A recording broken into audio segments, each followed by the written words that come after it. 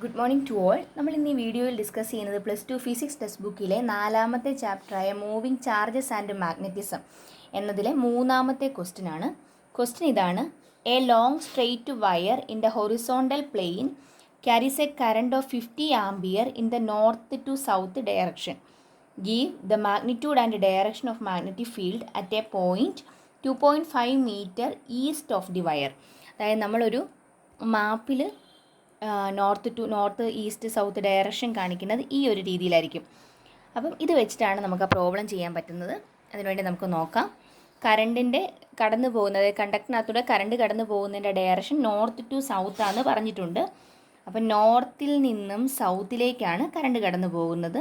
ഇത് കണ്ടക്ടർ നോർത്തിൽ നിന്ന് സൗത്തിൽ എന്ന് നോർത്ത് ടു സൗത്ത് എന്ന് പറയുമ്പോൾ ഈ ഡയറക്ഷൻ വന്നു. അപ്പോൾ ഇങ്ങനെ കറണ്ട് കടന്നു പോകുന്നു. ആ കറണ്ടിൻ്റെ വാല്യൂ നമുക്ക് തന്നിട്ടുണ്ട്.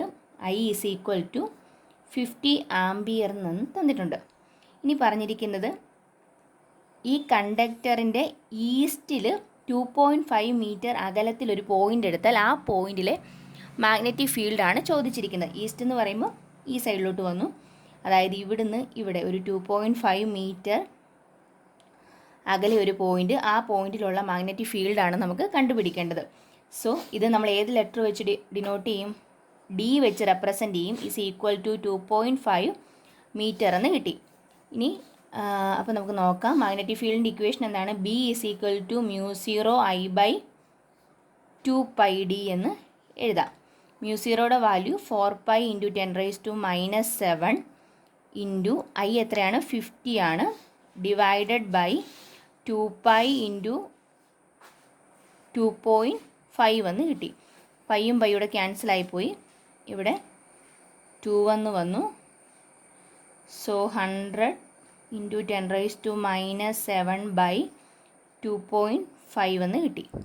അതിൻ്റെ വാല്യൂ 40 × 10⁻⁷.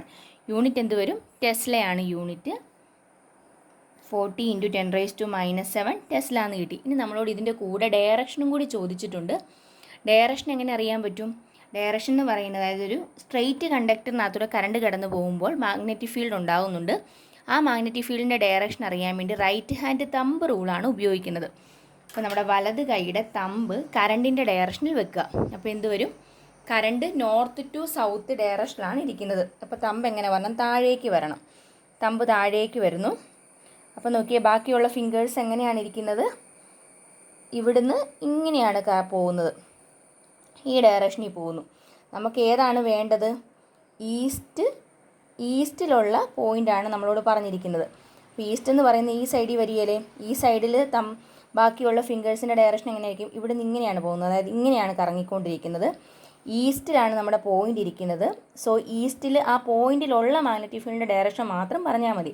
അപ്പോൾ എന്ത് വരും? ഇവിടുന്ന് മുകളിലേക്ക് പോകുന്നു. വെർട്ടിക്കലി അപ്വേർഡ് ഡയറക്ഷനും വരും. അപ്പോൾ ഡയറക്ഷൻ എന്ന് പറയുന്നത് വെർട്ടിക്കലി